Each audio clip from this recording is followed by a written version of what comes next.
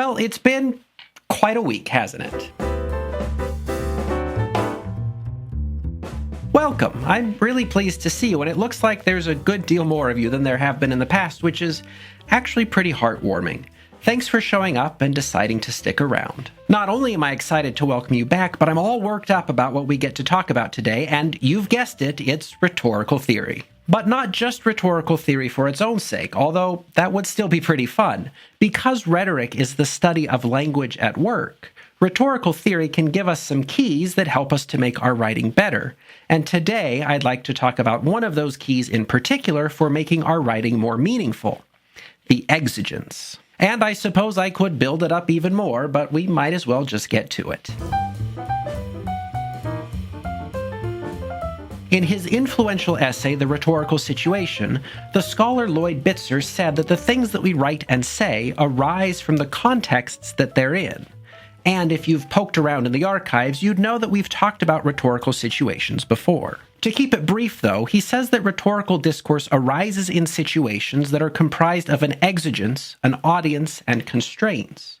And all of these pieces working together help a writer or speaker to know how they can and should respond to a situation in an effective way. And our focus today is on the exigence, which Bitzer defines as an imperfection marked by urgency. At first glance, I'll confess that that definition sounds irritatingly academic. But he goes on to explain that an exigence is a defect, an obstacle, something waiting to be done, a thing which is other than it should be. At the same time, though, I've come to appreciate the idea of an imperfection marked by urgency more and more over time. When we think about an exigence, it is an imperfection. I like to think about it like a bump in the road. You're out on a pleasant summer drive, riding along smoothly, and then you hit a bump in the road.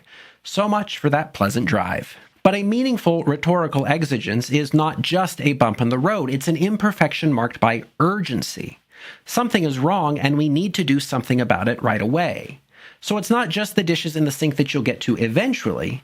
It's the dishes that are in the sink an hour before your company shows up. So these imperfections marked by urgency are problems that we need to solve in a hurry, or at least respond to with intention and as soon as possible.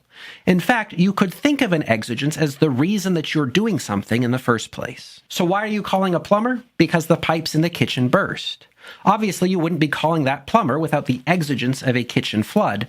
Well, unless you were the plumber's friend and you wanted to catch up, but then the imperfection marked by urgency would be that you miss your friend. Anyhow, exigences are troublesome disruptions to the status quo that call for some kind of resolution soon. They're not going to solve themselves, so we need to do something about them. And at least in the case of rhetorical exigences, the thing that we do is say or write something. So when we talk about exigences in the context of writing, you can think about them as the reason that you're writing in the first place. They're the spark that gets everything started. And your readers are going to want a clear sense of that exigence so they know why they're reading in the first place. If they don't have that, they might feel like their time is being wasted, and they may walk away feeling kind of grumpy. And of course, we don't want that, so let's see how this all works. In school, I had a couple of classes where the only thing we really did was read academic papers and identify and discuss their exigences. And honestly, it was about as boring as it probably sounds, but it was also really useful because it taught me that every piece of writing needs a reason to exist, some imperfection that it's responding to. And for academic research papers, the exigence is most often a recognition that we don't know something. So the research is driven by a question, and that exigence is resolved with an answer that gets discovered through the research process. And different kinds of writing will have different kinds of exigences, but all good writing will have a clear exigence. So a persuasive paper will identify a clear problem and then develop a proposal that will solve that problem. A government leader might respond to a national tragedy by giving a speech to rally the country. And when a newsworthy event happens, a news organization will hurry to inform the public. With creative works, the exigence is sometimes a response to a real-world event. We can have poems that are responses to funerals, inaugurations, or even birthdays, and somebody could write a novel that is a political allegory for their day. But more commonly, creative works will create their own exigence, giving readers a reason for the piece to exist within the universe of that creative work. So what gets Luke Skywalker started on his journey through the galaxy? Well, there's an imperfection called the Death Star, and an urgent plea for help from a princess ends up at his doorstep.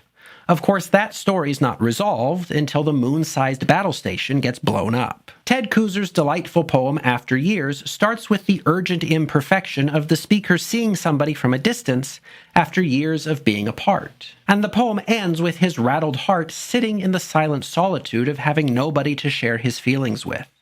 In this case, the resolution to the exigence is not the resolution of plot, but the resolution of an emotional arc. We start with the initial surprise and progress through the processing of that emotion. And of course, any of Mario's various odysseys play out responses to the urgent imperfections stirred up by Bowser. In other words, there's a reason that Mario does what he does, a reason that Ted Koozer writes about glaciers and stars and trees in the Cumberlands, and a reason that Luke Skywalker finds Ben and goes whizzing off into space. Without an exigence, without a reason for the story or poem or essay to exist, the piece will end up feeling purposeless and meaningless. No matter how interesting or detailed or well-crafted a piece without an exigence is, it will end up being unsatisfying because it just ends. It can't resolve anything because it doesn't have anything to resolve. And of course, that doesn't mean that every story has to have a happy ending or that every poem needs to end in a place of contentment. Some research papers only resolve with the recognition that more research is needed. So, for example, James Joyce's story Araby starts with a narrator who's completely taken by a neighbor girl, and he promises to buy her a gift at a bazaar. But it doesn't resolve with him delivering the gift. Instead, he ends up alone and empty-handed, realizing that he's been driven with vanity in his fruitless endeavor. In that case, the resolution to the exigence, or the reason for all of the action in the story, is not found in the narrator delivering the gift as promised, but instead in him learning something about himself and about life. And this is what makes literary texts so meaningful and interesting. They have a purpose and they're going somewhere. The exigence is the spark that gets things started, and the rest of the piece shows us the path to the resolution. Understanding exigences and how they work will do a lot to help you to understand any text you might come across. If you can identify the exigence and its resolution, you'll have a good handle on whatever you happen to be reading, watching, or even playing.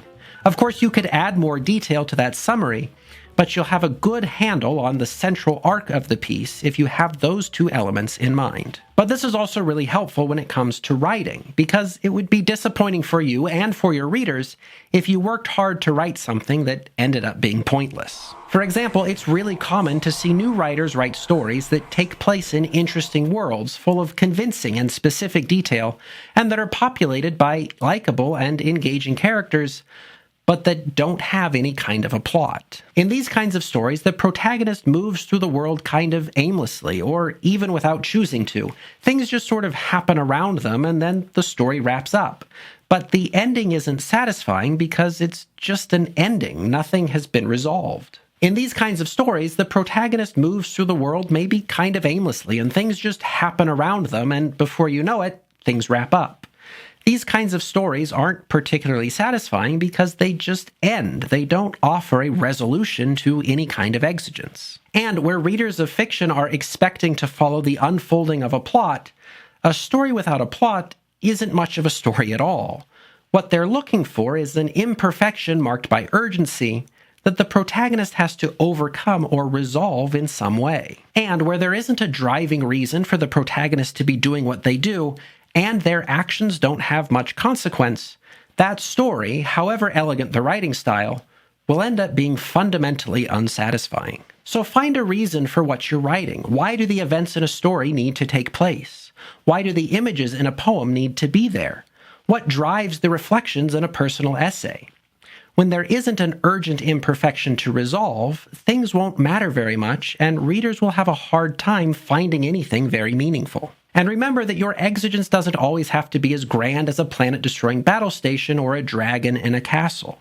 There's a 3-paragraph story by J. Robert Lennon that I like, and it's about a man who loses his watch and then finds it in an unexpected place.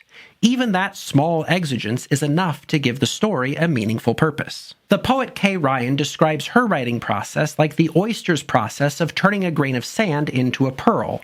An idea or image gets stuck irritatingly in her head, and then it resolves into a pearl of poetic insight.